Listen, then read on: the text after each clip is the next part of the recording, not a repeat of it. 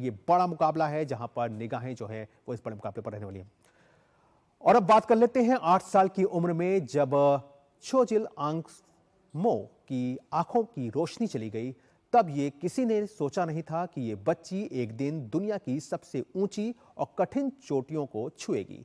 अंधकार ने उनके जीवन को घेर लिया था, लेकिन उसी अंधकार में उन्होंने अपने भीतर एक नई रोशनी पैदा की, हौसले और विश्वास की। छोजिन ने दुनिया की सबसे कठिन माने जाने वाली माउंट एवरेस्ट पर चढ़कर कीर्तिमान रचा।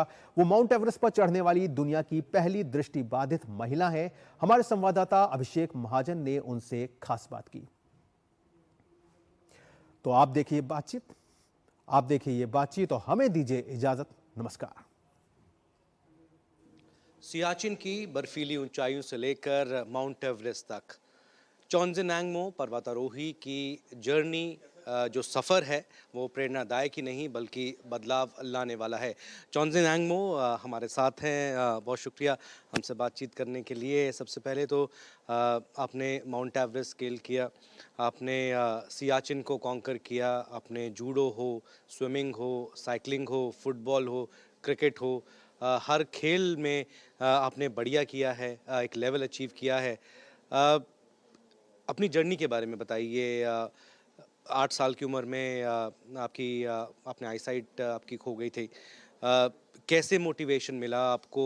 कौन-कौन लोग थे जो आपके सफ़र में आपको उन्होंने प्रेरणा दी? Thank you sir. सर, मैं एक बहुत छोटे से गांव से बिलोंग करती हूँ जहाँ लोगों की सोच ही बिल्कुल अलग है कि ऐसा डिसेबल लोग भी कुछ कर सकते हैं। तो मेरे गांव का नाम है चांगो, डिस्ट्रिक्ट किन्नौर, हिमाचल प्रदेश। जब मैं 8 साल की थी तो मेरी आईसाइट जो है चली गई। तो मेरे पेरेंट्स भी बहुत ज़्यादा मतलब मेरे को लेकर चिंता होने लगी कि अब कैसे होगा, कैसे मतलब आगे बढ़ेंगे। उनको यही नहीं पता कि हम लोग भी पढ़ सकते हैं, आगे बढ़ सकते हैं।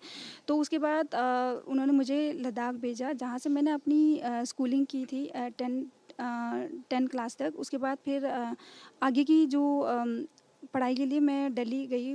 Miranda house college, university of Delhi से मैंने ग्रेजुएशन और मास्टर किया है। और अभी मैं यूनियन बैंक में एज अ स्केल 1 ऑफिसर कार्यरत हूँ, विजयनगर ब्रांच, नॉर्थ दिल्ली में। तो इसके साथ साथ सर मैंने जैसे आपने ऑलरेडी मेंशन कर दिया कि जैसे माउंटेनियरिंग, साइकिलिंग, इन सब में भी मैंने पार्टिसिपेट किया है। और ये सब मैंने 2015 में जब मैं दिल्ली में आई थी तब मैंने देखा कि बाकी जो मेरे जैसे हैं वो लोग भी खेलते हैं, तो मैंने भी यहीं से स्टार्ट किया है सब कुछ खेलना, इन सब में पार्टिसिपेट करना। कब आपको लगा, कौन-कौन इस जर्नी में शामिल थे और कब आपको लगा कि सफ़र अभी ख़त्म नहीं हुआ है, ये अभी सफ़र की शुरुआत है? सर जर्नी में देखा जाए तो स्टार्टिंग में तो मेरे मम्मी पापा ही अकेले आगे मेरे साथ ही है हमेशा, कभी मुझे कुछ करने से रोका नहीं है। उसके बाद मेरे स्कूल में मेरे टीचर, मेरे फ्रेंड्स, उन्होंने मुझे उस फील्ड से बाहर निकाला है। जब मेरे आईसाइट चली गई तो मैं खुद को ऐसा मानती थी कि मैं दूसरों से अलग हूँ, तो उन्होंने मुझे उस फील्ड से बाहर निकाला है। फिर उसके बाद जब दिल्ली आई तो बाकी फ्रेंड लोगों को देखा है, बाकी जो खेलने जाते हैं तो उन फ्रेंड्स लोगों का सपोर्ट है कि तुम भी बाहर आओ, इनके साथ पार्टिसिपेट करो। तो हम ऐसा कर धीरे धीरे बाहर निकले ऐसा। प्रेसिडेंट ऑफ इंडिया से आपको अवार्ड मिला, राष्ट्रपति से। क्या ये आपका बेस्ट मोमेंट था? क्योंकि जो अवार्ड है वो मोटिवेशन तो ज़रूर देता है। हाँ जी, हाँ जी।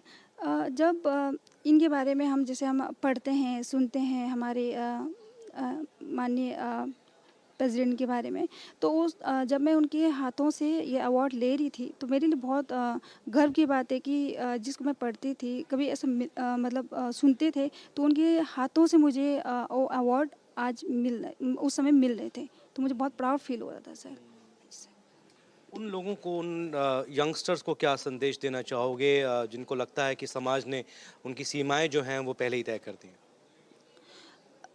मुझे ये लगता है कि समाज तो हमें हर चीज़ से रोकेंगे, स्पेशली जो मेरे जैसे मेरे कम्युनिटी के जो फ्रेंड हैं, उनके लिए तो बहुत सारे लोग नेगेटिव रहेंगे सोसाइटी में कि तुम क्या करोगे, आगे नहीं पढ़ पाओगे। बहुत सी चीज़ें बोलते हैं जो हम नई चीज़ करना चाहते हैं, नई-नई चीज़ें जो करना चाहते हैं कि ये तुम्हारे लिए नहीं बना है, तुम नहीं कर सकते हो। लेकिन अगर आपके अंदर करने की डिटर्मिनेशन और हार्ड वर्क है, आपको आगे निकल के करना है। और कहाँ-कहाँ अलग-अलग लेवल पे आपको सपोर्ट मिला और जहाँ आप काम कर रहे हो अभी, वहाँ से कितना सपोर्ट मिला? Fully credit goes to union bank में जाता है। और अभी भी मैंने सर 19 मई 2025 को एवरेस्ट सबमिट किया है और अभी 13 अगस्त 2025 को मैंने यूरोप का हाईएस्ट माउंटेन माउंट एल्ब्रूस, और 22 दिसंबर 2025 को मैंने साउथ अफ्रीका का किलिमंजारो समिट किया है। ये सब बैंक के सपोर्ट से मेरा सक्सेस हुआ है, और आगे जो बचा हुआ है वो भी कंप्लीट करेंगे सर। आपने वो सही चीज़ प्रूव कर दिया है कि एक पत्थर तो तबीयत से उछालो यारो, कौन कहता है कि आसमान में सुराख नहीं हो सकता। बहुत शुक्रिया हमसे बातचीत करने के लिए। धन्यवाद सर।